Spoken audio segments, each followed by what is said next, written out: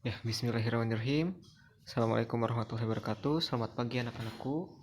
Hari ini kita akan melanjutkan belajar mengenai sel ya. Nah, kita akan belajar bagaimana cara sel itu membelah. Nah, yang pertama kita akan lihat kemarin kita sudah mempelajari sekilas mengenai proses gametogenesis. Apa itu gametogenesis? Gametogenesis itu ialah proses pembentukan sel gamet. Gamet dari kata sel kelamin dan genesis dari kata sintesis yang berarti membuat. Jadi membuat sel kelamin. Nah, sel kelamin ini diproduksi oleh alat reproduksi pada pria yaitu testis dan pada wanita yaitu ovarium. Testis menghasilkan spermatozoa dan ovarium menghasilkan sel ovum.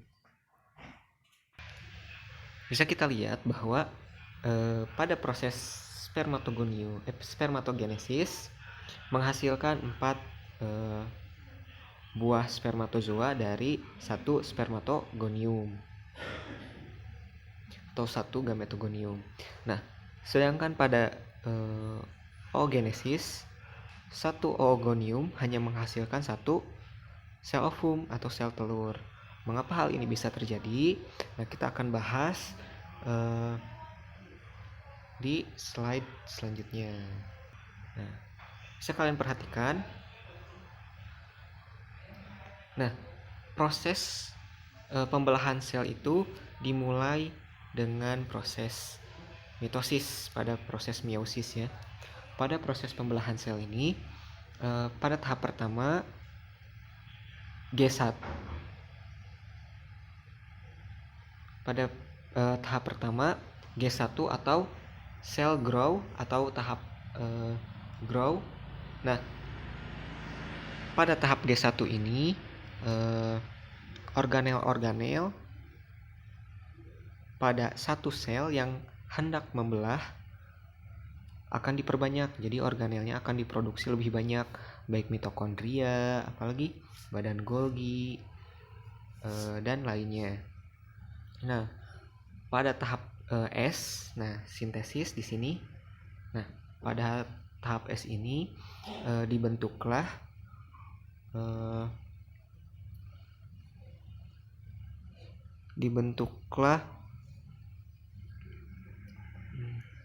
materi genetik. Nah, materi genetik di sini digandakan di dalam inti sel. Untuk apa? Untuk dibelah nantinya. Kenapa harus digandakan dulu, Pak? Nah, jadi seperti di fotokopi, seperti itulah ya. Kalian membayangkannya. Nanti kita akan bahas ini di kelas di SMA ya khususnya.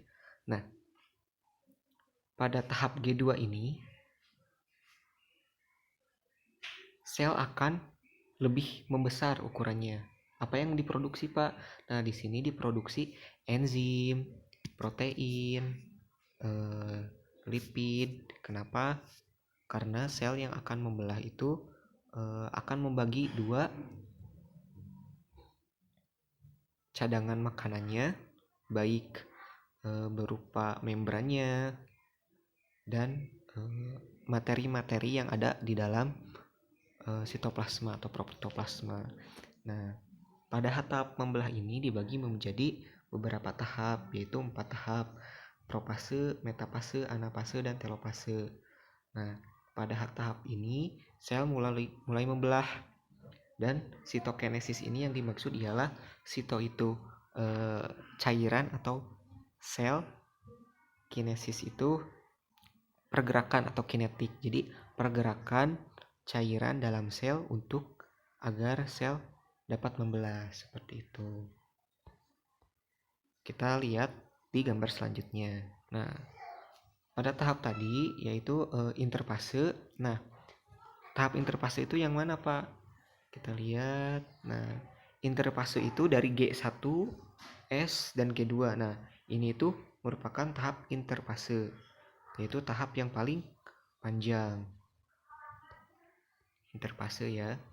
Nah, di sini materi genetik mulai siap diduplikasi ya. Dan pada tahap propase ini sentromer mulai siap di ujung kutub. Nah, sentromer mulai bergerak ke masing-masing ujung. Kita lihat materi genetiknya juga mulai berubah dari awalnya benang-benang kusut seperti kusut, sekarang dikemas menjadi kromosom. Nah, kromosom ini akan dibelah menjadi 2. Nah, pada tahap prometapase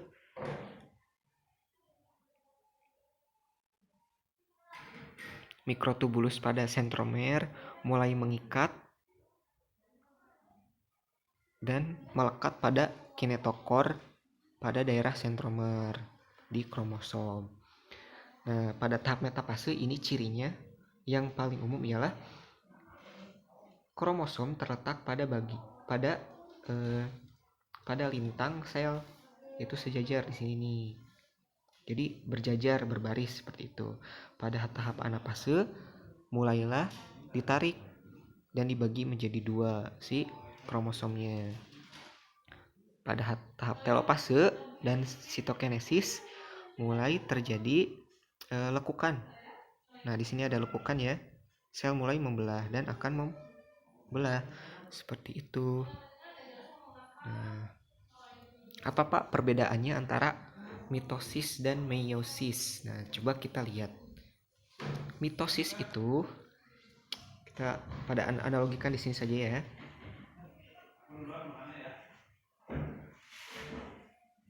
Kita lanjut. Nah, pada pembelahan mitosis. Nah, pada pembelahan mitosis ini bisa dilihat ya.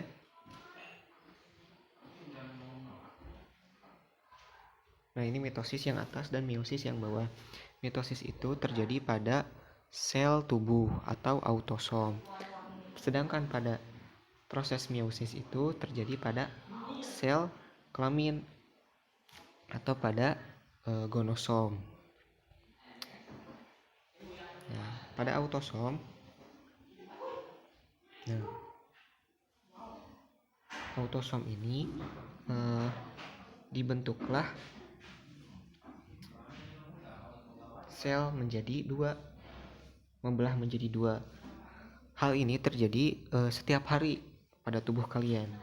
Contohnya, bagaimana ketika kalian terluka pada bagian tangan, misalkan tergores oleh pisau, kan goresan itu tidak akan selamanya permanen kan di tubuh kalian. Lama kelamaan lukanya akan tertutup. Nah, bagaimana itu tertutup? Nah, pada daerah-daerah yang terkena luka, khususnya di sana akan terjadi pembelahan sel sehingga lukanya akan sembuh.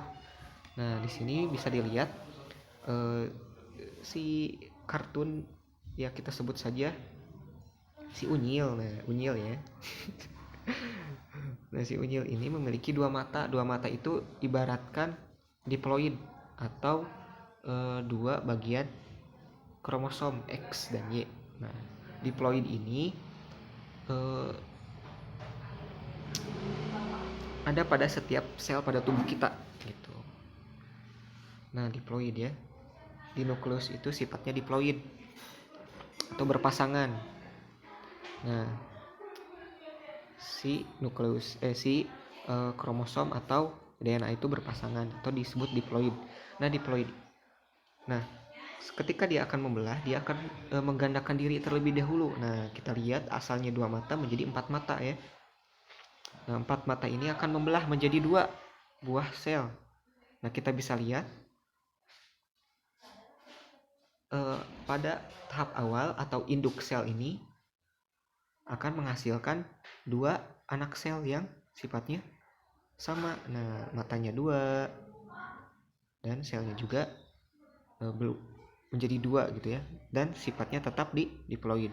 Sedangkan pada meiosis yang paling pertama itu dia akan melalui tahap mitosis dulu pada di sini nih. Dari sini ke sini kan masih sama, ini masih mitosis. Namun pada tahap selanjutnya si sel akan membelah lagi. Nah, kita bisa lihat bahwa anakannya memiliki 4 anakan dan matanya itu masing-masing memiliki satu, seperti itu. Sama halnya dengan proses gametogenesis di sini pada spermatogon genesis dan pada oogenesis. Namun Pak, kenapa pada oogenesis hanya terdapat satu sel telur?